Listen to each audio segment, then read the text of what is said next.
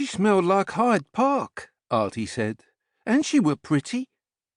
Artie was the newest and youngest of the Wentworth Bank messengers, a dark-eyed imp of indeterminate years, with a curious affinity for soap and water.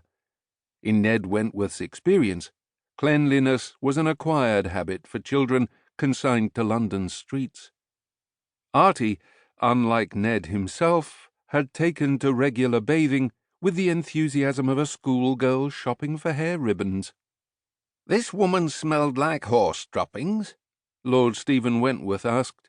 "No, me lord, not like the streets, like the park."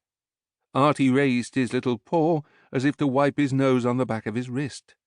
Ned passed him a monogrammed handkerchief.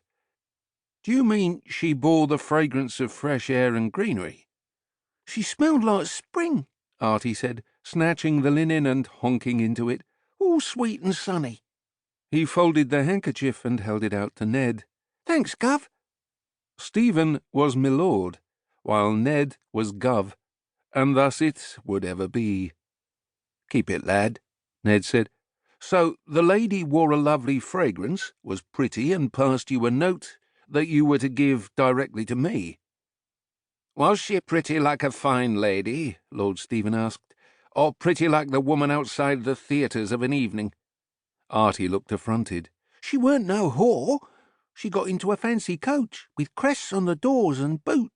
Whores don't have crested carriages. She thanked me, and give me twopence for my trouble." To a child like Artie, the thanks would mean almost as much as the coin. "You've done well, Arthur," Ned said, "and my thanks for your discretion. Keep an eye out for that fancy coach, and if you see it again, let me know."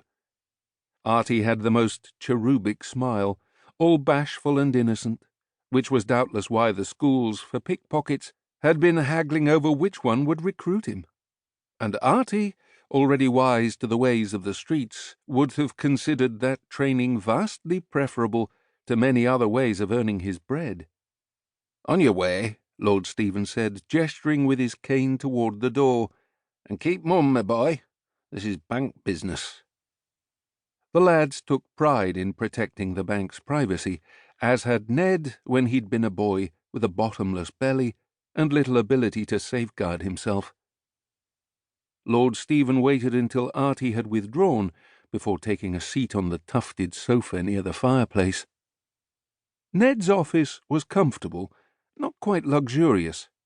The bank's owner, Quinton, Duke of Walden, didn't go in for ostentation in commercial establishments, or much of anywhere.